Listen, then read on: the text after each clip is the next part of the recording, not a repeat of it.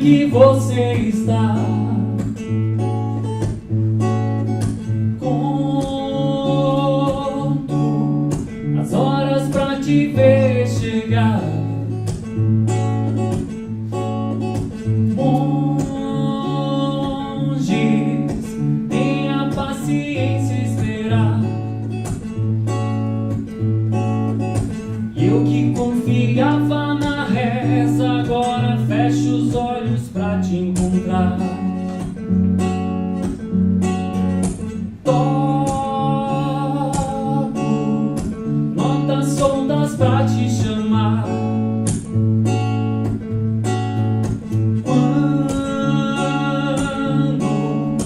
dou por mim e já não sou meu. Eu que já andei procurando, agora acho leve, louca, solta no ar. Minha boca pra te cantar, pede pra trocar o acorde. Minha sorte é que me escolhe pra te tocar. Pouco a pouco se achega e eu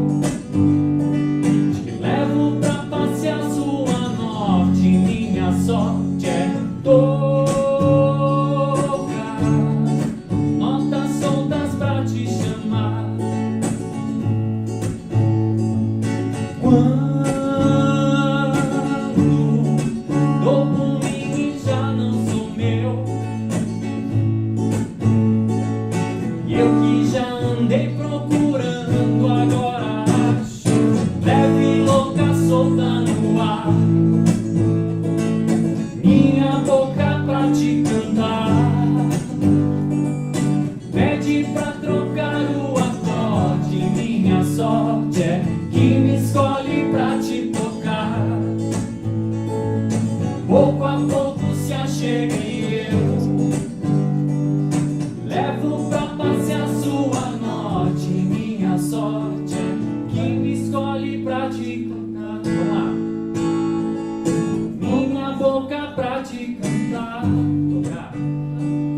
levo pra passear sua noite. Minha mais alto, me escolhi pra te tocar. Pouco a pouco se achega e eu levo pra passear sua noite. Minha sorte é que me escolhe pra te tocar. Alto. pouco a pouco se achega e eu levo pra passear sua noite. Minha sorte é que me escolhe pra te tocar. pouco a pouco se achega e eu levo pra passear sua noite. Minha sorte que me escolhe pra te tocar. Pouco a pouco se achega e eu te levo pra passear sua noite. Minha sorte é que me escolhe pra te tocar. Pouco a pouco se achega e eu levo pra passear sua noite. Minha sorte é que me escolhe pra te tocar. pouco a pouco se achega e eu te levo pra passear sua noite. Minha sorte é. Uau!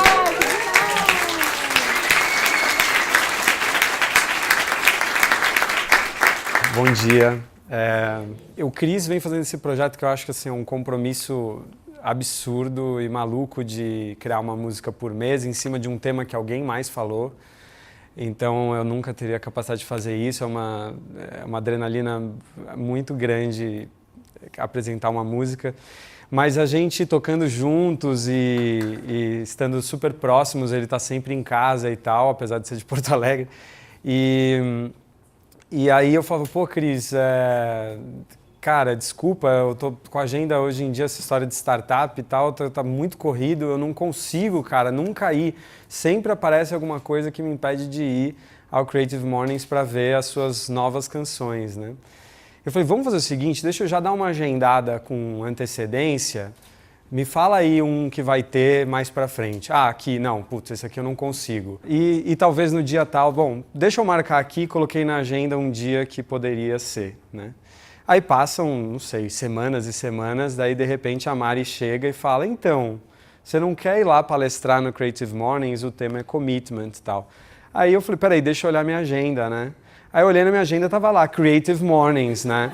Eu falei, pô, eu já tava com esse compromisso na agenda, que louco, né? Assim, então é o destino estar aqui com vocês hoje. Bom, a ideia seria contar um pouquinho sobre todas as dimensões de comprometimento para você empreender numa startup, que é um pouco da jornada que eu tô agora, e mais importante, numa startup de impacto social, que é o trabalho que eu estou fazendo agora numa empresa chamada TAC. Eu vou explicar tudo para vocês, não fiquem muito ansiosos. Mas assim, quando você fala em comprometimento, compromisso, não é só sobre o trabalho que você está fazendo, é sobre toda uma história de vida, né? Essa questão do compromisso, né? E aí a primeira coisa que me ocorreu assim tem a ver com o compromisso enquanto palavra, né? Enquanto você honrar a sua palavra, você está realmente muito comprometido com o que você faz. E eu, desde sempre, desde criança, sempre fui muito comprometido com as coisas, né? Aí quando, de repente, eu resolvi fazer um esporte, eu fui fazer capoeira, acho que não parece muito, mas enfim. Poxa, eu assim, fiz 4 anos de capoeira, dos 14 aos 18, eu treinava 3 vezes por semana, tinha vários dias que eu treinava 2 vezes, eu tinha um compromisso com o meu professor de capoeira que era absurdo, eu não conseguia, tinha muito a relação com ele, né, assim, também, que era muito importante, e ia para rodas no final de semana, viajava, bom, mergulho total, né. Depois música, né, também, eu tinha a minha bandinha, a gente ensaiava. Eu não era tão estudioso assim como na escola, mas eu tinha um compromisso com a realização da coisa, né? E acho que hoje continua meio igual, assim. E aí, bom, a gente foi fazendo as coisas, a gente ganhou o festival de música da escola e coisas do tipo. Então eu sempre estava olhando muito para isso. Apesar de toda essa responsabilidade, né, eu era visto como um menino bastante responsável, eu aprontava, mas minha mãe não sabia. Apesar disso, eu não tinha assim, uma clareza de qual seria o meu caminho, né? Então eu tive que tomar uma decisão de que faculdade fazer com 16 anos, porque eu era adiantado na escola. Eu entrei na faculdade com 16 anos, né?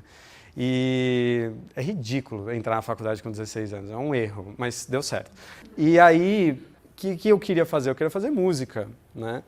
E aí meus pais falaram, não, música não vai rolar, porque assim, você precisa ganhar dinheiro, a vida com música é muito incerta e tal, escolhe qualquer coisa menos música. Se eu falasse teatro, eles também não iam deixar. Mas aí eu falei, eu entendi o recado, então vamos lá. Medicina não, engenharia não, direito não, não. Aí propaganda, bom, propaganda... não sei o que é direito, mas tem uns amigos que trabalham com edição de vídeo, acho que pode ser legal. E aí entrei numa faculdade qualquer, perto de casa, para fazer propaganda. E, bom, comecei a estagiar numa empresa de database marketing, assim, eu sentia muito sono durante o trabalho naquela época. Chegaram a fazer uma piada que tinha um J na minha testa, que eu devia estar grudado no teclado, assim, mas de fato não estava me pegando muito. Mas aí eu terminei esse estágio e aí eu fui concorrer a uma vaga de estágio no Lloyds Bank, que acho que é um banco de investimentos e tal, eu não me lembro muito bem, já não estão mais aqui no Brasil. E aí eu ia de terno para as entrevistas e tal, e eu, quase, mas foi assim, parece que cancelaram a vaga, senão eu ia levar a tal vaga de estágio no Lloyds Bank.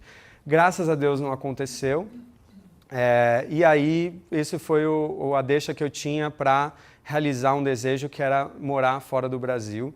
E aí eu fui morar em Los Angeles com um amigo, que foi uma história também bem maluca, assim, porque eu descobri uma tia bisavó em Los Angeles, a tia Dolores. Liguei para a tia Dolores, aqui é o Renato, neto do Aguinaldo, seu sobrinho. Dela, meu filho, você tá aqui em Los Angeles? Eu ainda não, mas... Aí ela liberou, dormi no sofá dela, mas eu ainda falei, eu tô levando um amigo, né? O que isso foi importante, né? Esse senso de responsabilidade e tal, ele começou a existir muito mais por mim mesmo e não pela exigência dos meus pais. Eu comecei a me desvincular, né, desses conceitos e valores deles e tal.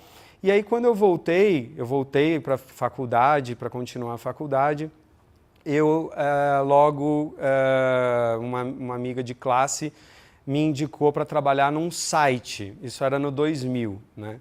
Num site chamado fulano.com.br, não sei se alguém aqui já ouviu falar. O Fulano era uma super referência na época, porque era uma comunidade, você respondia quizzes, perguntas, testava seu conhecimento, ganhava pontos e esses pontos eram trocados por prêmios. E era muito, muito interessante o ambiente, a internet estava com tudo naquele momento. E aí logo estourou a bolha, as coisas foram mudando, o Fulano virou a FBIS, que é uma das grandes agências hoje, parte do WPP e tal. Nossa, gente, que sacrifício! Nem precisava, são 4 palavras na apresentação inteira. Eu já estou no caminho, tá? Tá, obrigado. E super importante. Eu não tinha clareza do caminho aí, toda essa história. Então, eu fui, né, meio que nessa carreira de que realmente começou a tudo fazer sentido, eu já não sentia sono no trabalho e tal. E aí eu comecei, bom, agora que eu estou aqui, eu quero trabalhar numa agência. E aí eu falei com o meu chefe, falei que eu não queria mais ficar, queria trabalhar em agência. Não sabia direito também o que significava isso, mas eu queria. E aí eu acabei caindo na agência Clique, que é uma agência super respeitada agora, chama Isobar. Todas são compradas em algum momento, né? Mas foi sensacional, assim, né? E daí da agência Clique, meio que num único currículo distribuído, eu fui parar na Natura. E aí esse caminho começa a criar um outro sentido, porque até então o meu caminho era sobre ser bem-sucedido de maneira honesta, né? Cumprindo com a palavra, né?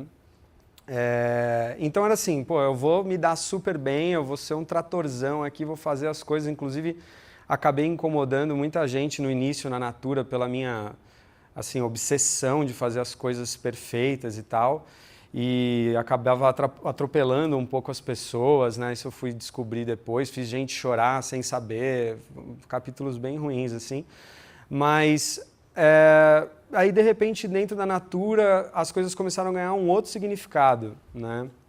Eu comecei a ver que, mais do que isso, a gente tinha que pensar um pouco na nossa intenção.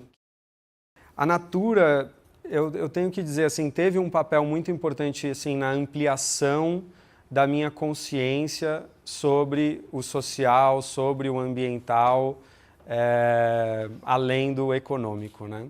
Isso era uma coisa muito presente, eu me identificava muito com os valores da empresa. A Natura sempre falou muito em interdependência, né, que nada existe por si só, né, o que a gente faz tem um efeito no todo, e também muito sobre o papel de uma empresa na sociedade. Então eu comecei a olhar muito sobre, puxa, então talvez o veículo para a gente mudar o mundo também, né, pode ser uma empresa. Também pode ser, enfim, misturar essa coisa de ganhar dinheiro e de fazer o bem, né? E lá na Natura, depois de já alguns anos, aconteceu um episódio curioso, né? O meu chefe veio falar para mim que ele tinha pedido demissão, né? A gente tinha acabado de aprovar toda a estratégia de internet, de toda a área e para a empresa inteira, com o presidente, a gente tinha conseguido coisas muito legais. Mas, de repente, meu chefe falou, então, eu estou pedindo demissão. Eu falei, o que está acontecendo? Ele falou, chegou um argentino aí e o cara trouxe algumas ideias, mudou tudo que a gente fez está indo por água abaixo e eu não aguento mais essa coisa de vai, não vai, porque a Natura também tem muito disso, tem muita subjetividade assim, no processo, então vai e volta. E eu não aguento mais, então eu estou saindo. Mas olha, é o seguinte, cola nesse argentino porque é fantástico o que ele está propondo, né? Eu falei, porra, que loucura, então por que você vai sair, né? Mas enfim, aí foi justamente quando eu conheci o Ernesto, que é meu sócio hoje em dia, já faz bastante tempo, mas a gente está trabalhando juntos, né, se a gente for olhar assim, desde 2006, né?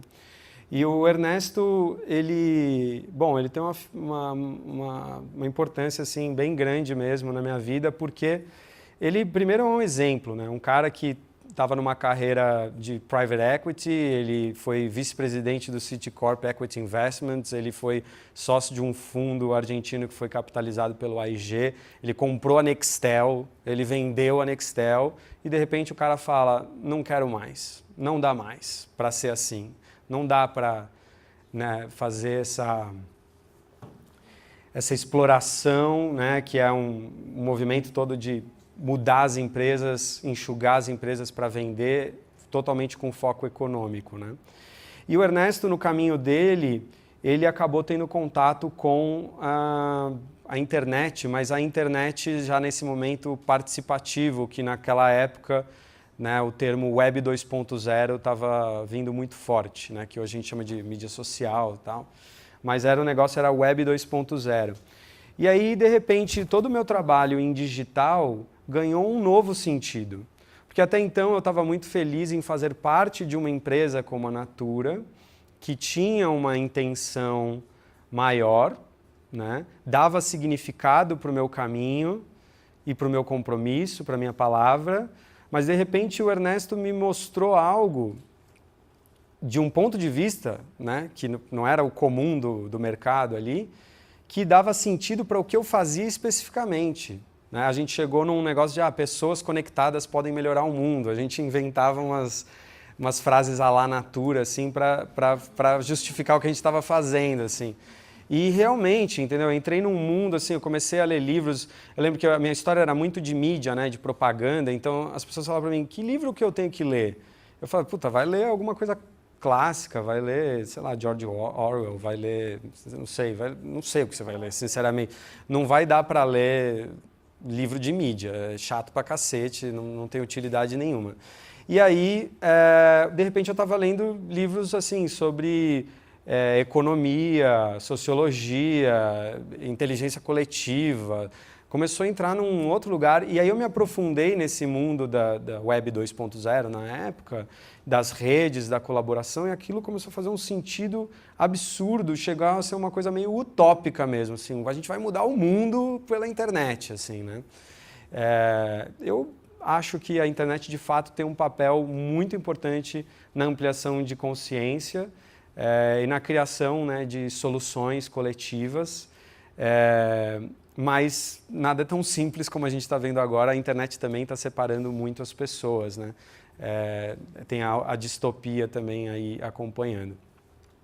E, bom, aí as coisas foram andando tal, até o momento que a Natura promoveu um programa para os seus gerentes e diretores e tal pensarem se o seu propósito estava alinhado com o propósito da empresa. Se não, que mudanças teriam que ser feitas. E nesse processo, que aliás foi promovido pela minha sócia também hoje, a Denise, fez com que eu saísse da Natura. Né? No fim das contas, eu cheguei no final desse processo falando, beleza, eu vou realmente focar nisso que eu faço, né, em usar as mídias digitais para fazer uma mudança, para gerar impacto. E aí eu decidi sair. Quando eu decidi sair, eu recebi alguns convites, entre eles um convite do Ernesto para me associar a ele, criar, né, a consultoria que ele criou na Argentina, criar aqui no Brasil. E aí eu comecei essa coisa de empreender, que é realmente uma loucura. Quem aqui empreende, só para eu entender? Legal.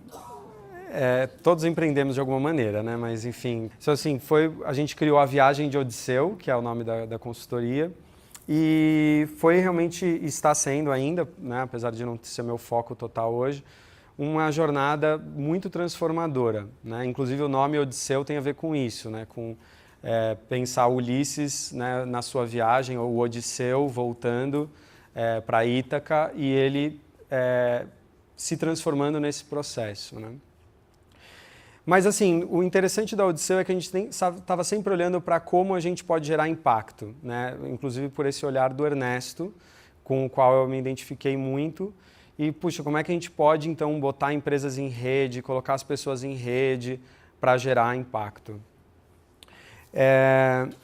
E aí nem tudo vai bem como a gente espera. A gente teve um momento muito bom nos primeiros anos, e depois as coisas com crise no Brasil, etc., começaram a ficar meio críticas, né?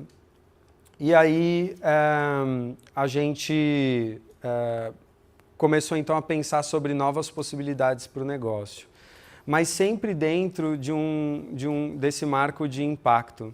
Nesse interim, na verdade, no momento maior de crise que a gente teve, que não é uma crise apenas financeira, é uma crise de para onde vai, qual é o sentido e tal, eu fiz uma viagem importantíssima para mim, para o Peru. Eu tive a oportunidade de ir para o Alsangate, que é a montanha mais sagrada no Peru, conviver um pouquinho com um povo chamado Quero, que são considerados os descendentes diretos dos Incas. E eles, vamos dizer assim, são os guardiões da cosmovisão andina, ou seja, a visão de mundo, né, daquele povo, enfim, daquela tradição. E uma das coisas que é a base da cosmovisão andina é um termo chamado Aini, que significa reciprocidade, num nível espiritual, moral, comunitário. Então, é uma visão de que se eu faço algo, né, pelo mundo, pelo outro, eu recebo de volta, num âmbito de reciprocidade. É como entender que o universo é uma energia responsiva. Se você joga uma energia boa para o universo te traz coisas boas de volta, né? Então, nesse sentido, a gente ficava, bom, como é que eu posso jogar mais coisas boas para o universo, né? E aí, realmente, lá eu tomei a decisão de encerrar uma parceria que a gente estava fazendo, esse momento que a gente estava vivendo na Odisseu, e realmente partir para uma coisa nova que eu ainda não sabia direito o que é. E aí disso, e de experiências nossas, né, que eu não vou, acho que, detalhar tanto, não sei ainda, a gente faz emergir, surgir o TAC, que é a minha startup. Finalmente chegamos aí. Então, o que é o TAC? Que eu acho que tem que falar, né? Senão fica estranho continuar falando de uma coisa muito abstrata. Então, o TAC, ele é um aplicativo em forma de jogo que capacita e recruta jovens de classe C, D e E para o mercado de trabalho. A gente teve uma experiência com um cliente, que é o Monster.com, o maior site de empregos do mundo, tal. Quando eles estiveram aqui no Brasil, a gente foi agência deles, né? E aí, o Monster tinha um problema, porque não era muito conhecido. Então, quando eles tinham clientes grandes e precisavam atrair esses candidatos para esses clientes de alto volume. Tem que contratar 1.000 pessoas por mês, mais ou menos, né? Então, como é que você gera pessoas interessadas em volume para esse cliente? Então, uma das coisas que a gente fazia era isso. Quando o Monster saiu do Brasil, a gente passou a atender alguns desses clientes diretamente ainda pela Odisseu, né? Um pouco um certo desvio do que a Odisseu realmente fazia. Mas, enfim. E aí a gente começou a ver as dores desse processo, né? Você pega um call center, os caras, naquela época de pleno emprego, eles contratavam, assim, 9.000 pessoas por mês, um call center. Isso quer dizer que, considerando, assim, de 10 currículos para chegar em uma pessoa, ao longo de um ano, isso dava mais ou menos, sei lá, 1 milhão de pessoas participando de processos seletivos, sendo que 900.000 saíam desse processo sem receber não. Nem não, porque a pessoa não recebe absolutamente nenhum feedback. Então a gente começou a pensar, universo, como é que a gente pode beneficiar essas 900.000 pessoas? Como é que a gente pode aproveitar esse motor que é, né, o conquistar um emprego para gerar um impacto social em quem não consegue um emprego? E aí surge a ideia de fazer a capacitação online, que era algo que a gente já tinha muita experiência com clientes como Coca-Cola e companhia. E por outro lado, a gente falou, qual é o incentivo para a empresa? A gente pode, nesse processo de capacitação, compreender o perfil desse jovem e aí colocar ele na vaga certa dentro da empresa, aumentando assim a eficiência do processo seletivo. Porque as empresas também estão sofrendo, elas estão fazendo esses processos gigantescos e elas não aprovam quase ninguém no processo, é tipo 10% de aprovação, 20% de aprovação. E a gente falou, pô, dá para melhorar muito isso, fazer esse processo mais eficiente, colocar a pessoa no lugar certo e assim vai. Então, com isso surge o conceito do TAC. Só que não é só, basicamente, assim, tipo, vamos criar uma startup. Realmente tinha essa intenção no que a gente estava fazendo.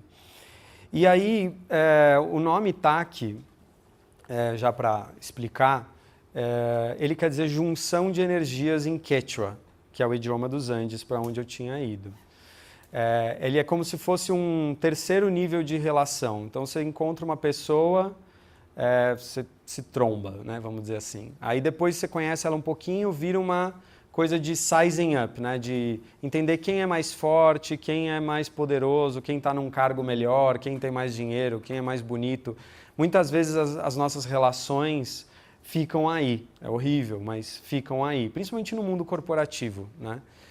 O TAC é um terceiro nível de relação onde, de fato, as pessoas, né, ou as entidades, pode ser empresas ou o que for, elas juntam as energias, que podem ser energias suplementares, ou seja, energias parecidas, e isso lá nos Andes se chama de Masintin, ou podem ser energias complementares, que é o Yanantin, né? Pensando que, assim, se eu sou cor preta e você é cor branca, a gente não tem que virar cinza para trabalhar junto. A gente vai trabalhar junto dentro das nossas energias, dentro da nossa complementariedade. E aí, enfim, numa apresentação que eu estava fazendo sobre essa viagem para os Andes, o Ernesto estava junto, ele viu o conceito TAC, ele falou, putz, é esse o nome do projeto. A gente nem achava que ia ser a marca, a gente achava que era um nome de projeto. E foi muito interessante porque esse nome trouxe muita coisa, no sentido de que a gente conseguiu reunir as melhores pessoas para fazer isso. As pessoas realmente toparam juntar as suas energias para fazer isso acontecer. Então a gente apresentou isso para um amigo que super conhece o mundo dos investimentos, ele achou fantástica a ideia, ele se comprometeu, ele trouxe um super investidor, que é o Nércio Fernandes da Lynx, a maior empresa de software para varejo no Brasil. Chegou ao ponto de um grande amigo nosso, Rafa, eu lembro quando a gente apresentou para ele, a gente falou para ele, tal, aqui a ideia, tal, né? Com o Ernesto com todo um discurso assim maravilhoso, quase chorei. E o Rafa falou, legal, eu posso ajudar a montar o business plan, porque eu sou bom nessa parte de Excel e companhia. Eu posso colocar a Livework, que é a empresa que eu trabalho, para ajudar a desenhar a solução. Eu posso trazer um cara de tecnologia incrível, que é o Helder, que trabalha com inteligência artificial, que está no time também. E eu posso colocar dinheiro. E eu falei, porra, o que está acontecendo aqui, entendeu? E foi assim, cara, e é assim até hoje com o projeto, sabe? São as pessoas mais incríveis. O cara que fez a UX, que falou agora há pouco, o André, cara, que é o head de UX da BBDO em Londres. Por que ele foi fazer? Aí depois, assim, preciso do design. Daí apareceu o cara que era o cara que criou o Beats Music, a interface do Beats Music que virou Apple Music. O cara está fazendo um projeto com o Sheik de Dubai de 3 milhões de euros e estava fazendo um freela para gente de 10 mil reais ao mesmo tempo. Assim, não fazia sentido. E o tempo inteiro, a marca foi feita pela Fernanda Saboia, que era diretora e sócia de criação lá da Tátil, que criou o logo das Olimpíadas. Enfim, uma loucura. E aí a gente seguiu caminhando com a história do TAC. E hoje, assim, a gente tem, pra vocês entenderem um pouco a dimensão, né? Tá no começo, tem 1 ano de operação, tá? Mas a gente está com 120 mil usuários. Anteontem a gente estava como número 1 em educação na Google Play Store.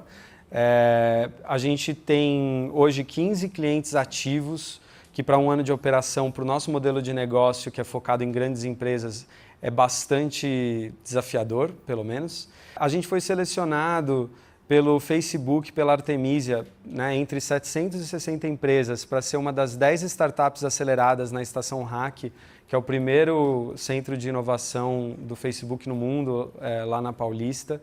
Então, assim, várias coisas foram acontecendo nessa intenção de fazer um negócio de impacto. E aí, a gente, acho que tem, aí entrando um pouco mais na prática da coisa, né, e voltando para os conceitos, eu já me perdi aqui total,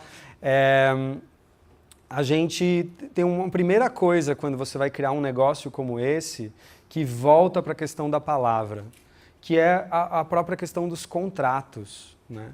Porque uma coisa é você criar um negócio meio do nada, sem dinheiro, com o Ernesto. É um grande compromisso, óbvio, mas você vai fazendo aquilo que você já sabe fazer, eu já sabia fazer, né, o que a gente tinha que fazer. De repente, a gente está criando um negócio completamente novo, a gente tem que assumir uma responsabilidade perante 3 investidores e a gente tem que colocar isso em contrato, né?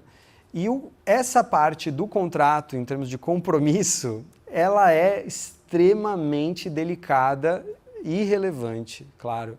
E a gente teve a sorte de ter o Sean, que é um advogado fantástico e sócio investidor, justo, uma pessoa com Xangô assim na cabeça, justiça total, que mediou todo esse processo.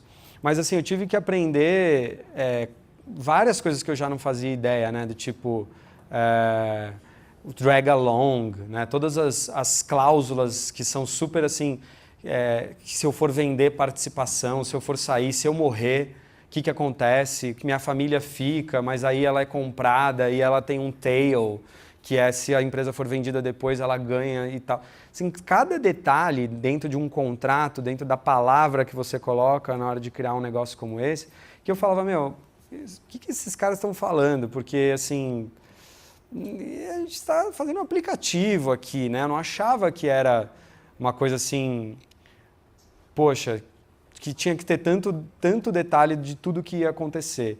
E hoje é muito maluco essa história de startup, porque a empresa ela é valorizada muito rapidamente. Então você sai... Primeiro, acho que outra questão da palavra nesse momento de contrato é quanto vale a empresa. A empresa não existe, para começar. O que tem são experiências prévias nossas e uma boa ideia e uma confiança no time. Isso é super importante, né? O time é capaz de fazer. E de repente você fala, beleza, ela vale X milhões. Aí você fala assim, sério? A gente não fez nada. Como é que a empresa vale X milhões? Né? E de repente passa um ano, a empresa já vale 2X milhões e daqui não sei quanto vai valer 4X milhões. Então todo aquele detalhe, todo aquele cuidado que o Sean nos ensinou e as outras pessoas bem experientes, o Rafa, o Nércio, enfim, puxa, começaram a fazer todo sentido. Ao ponto... né, eu vou falar agora num fórum de finanças sociais do ICE com a Vox Capital e eu falo, pô, eu não sabia nada disso há 2 anos atrás, quando a gente realmente colocou a empresa para rodar, né? Então, assim, o que realmente faz a diferença nessa hora de você fechar um contrato com os sócios investidores, né? Você tem que ter um bom modelo de negócio pensando nessa relação problema-solução, né? E essa solução ela tem que ser escalável, e é aí que entra a tecnologia, mas a própria concepção, né? E ela tem que, em geral, tem que ser assim, tem que gerar recorrência. Então, os tipos de vagas que a gente trabalha no TAC são vagas recorrentes, que a empresa sempre tem aquilo lá porque é da base da pirâmide, que é onde a gente gera impacto social também. Mas o fato é que tem que contar com esse modelo. Tem que ter um time muito forte, e isso a gente realmente tem, né, em termos de sócios, mas também tem que ter confiança. Aí está uma questão extremamente relevante para você empreender nesse mundo. Você tem que ter uma confiança altíssima, você tem que ter um poder pessoal altíssimo. Porque quando você está na frente de um investidor, você tem que estar muito certo daquilo, você tem que ter muita clareza, você tem que saber onde colocar a energia e demonstrar que, você tem o maior gás possível em cima daquilo e que você tem certeza que vai dar certo. Então, falam muito isso, um pitch com o investidor é muito mais sobre a sua capacidade de conquistar, de encantar, do que efetivamente sobre os detalhes do negócio, né? O cara, ele vai depois, o dinheiro que você pediu, inclusive, quanto que vale a empresa, tem o quanto que você precisa, né? E depois você vai fazer a conta meio ao contrário, e depois, se o cara se convenceu do seu poder de fazer o negócio acontecer, ele vai encontrar um jeito de justificar lá dentro o investimento que ele vai fazer. É bem louco a maneira como as startups funcionam, né? Então, assim, entrando agora da palavra para o caminho, né, da startup, falando um pouco mais desse jeito de fazer, né, que eu acho que talvez seja um pouco também do interesse, assim, né. Eu achava que essa coisa de método de startup, jeito de fazer de startup, era meio historinha, era mais lifestyle, assim, sabe? Tipo, eu sou empreendedor em startup, então a gente fala palavras que são cool e é tudo diferente, você não vai entender o que eu estou falando. E eu achava um saco isso, sinceramente. E aí, durante o primeiro ano da TAC, eu desenvolvi um projeto. Da mesma maneira que eu vinha desenvolvendo várias plataformas, era só mais um projeto. Mas na hora que eu coloquei o negócio no ar, aí eu falei, caraca, eu devia ter estudado o que os caras estavam falando, porque é muito diferente a maneira de fazer, né? Primeiro porque, assim, você está propondo um negócio que não existe. Então, assim, você tem site de emprego, você tem o método de selecionar pessoas dentro das empresas. Agora, um jogo que capacita e recomenda jovens para o mercado de trabalho, que tem um scorecard, era uma série de conceitos, assim, totalmente novos, né? E na hora que eu estava, assim, colocando no ar, né, no início de janeiro, eu falei, caceta, e se não funcionar, cara? Ferrou, a gente gastou uma puta grana aqui de todo mundo, o meu tempo, eu vou ficar desempregado e agora, né, assim, deu um pânico de que eu não pensei nisso se não funcionasse, sabe? Eu estava tão crente que ia funcionar, e se não funcionar, né? Então, e funcionou, na real, não 100%, mas funcionou nas primeiras experiências, e aí eu comecei a ver essa importância do ajuste contínuo, a gente muda o tempo inteiro. Tem assim, sei lá, um caso, a gente estava fazendo um restaurante super popular, né, de fast food no Itaim, vagas deles, e aí a gente estava colocando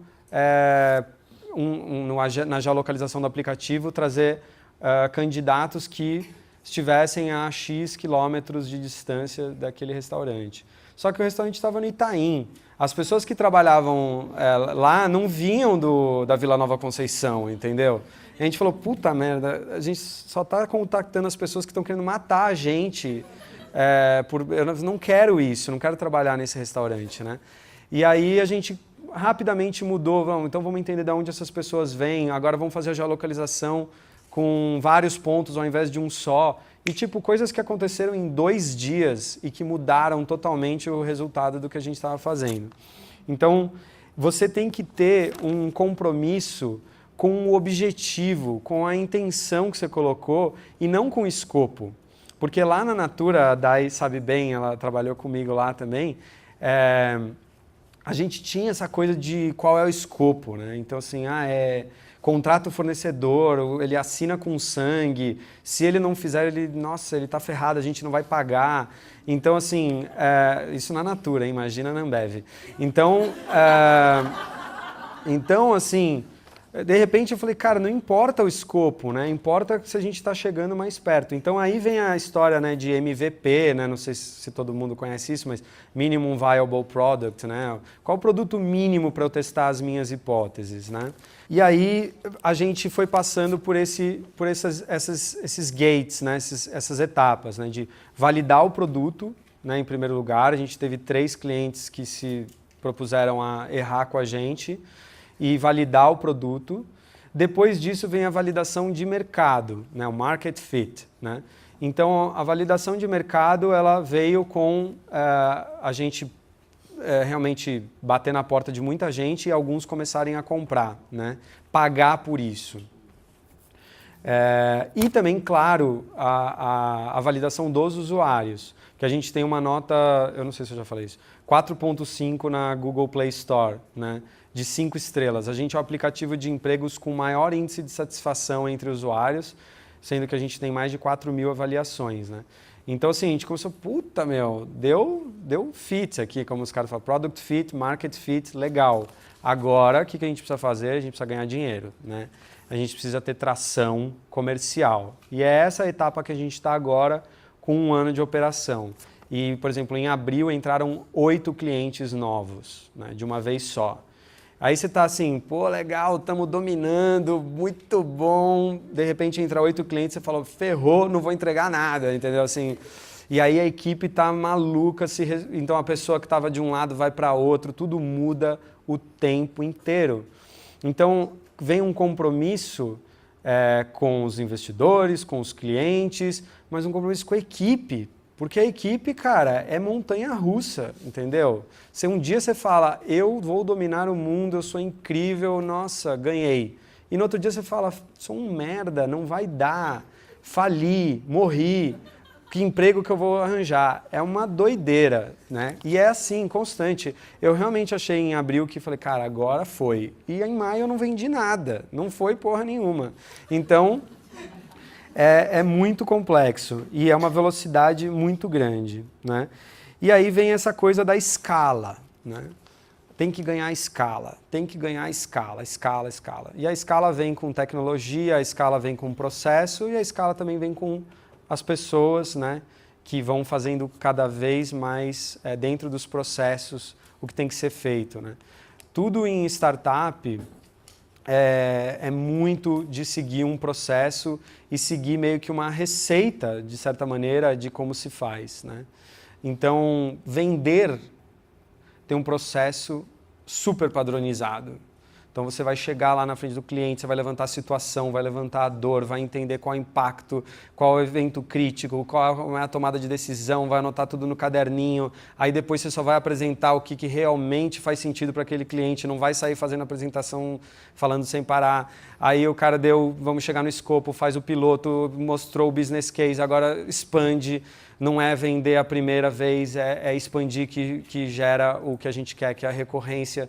E aí, para achar quem são as pessoas, você precisa de um cara que é o SDR, Sales Development Representative, que vai descobrir quem são as pessoas, se é realmente ela. Daí o cara, o executivo de conta, só vai entrar quando já sabe que o cara é. E aí, cara, é um jeitinho de fazer, né? E fazer sempre igual. Eu vim nessa coisa de consultoria, mesmo dentro da Natura, é sempre tipo, o que eu posso fazer para o meu cliente de diferente, né?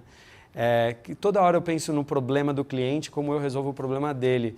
E aqui é muito mais tipo, como eu coloco o cliente no meu processo, né? Assim, eu sei que eu resolvo, eu tenho uma tese, o negócio funciona, o cliente tem que entrar no meu processo. E eles resistem muito, né, para entrar. E aí tem que fazer tudo assim e tudo tem que ser medido. Então eu tive agora há pouco uma conversa com um fundo de investimentos que a gente já vem conversando há muito tempo, que viram a gente assim no momento de 3 clientes e a gente está cada vez mais próximos, eles são incríveis, eles ajudam a gente a estruturar as coisas e tal.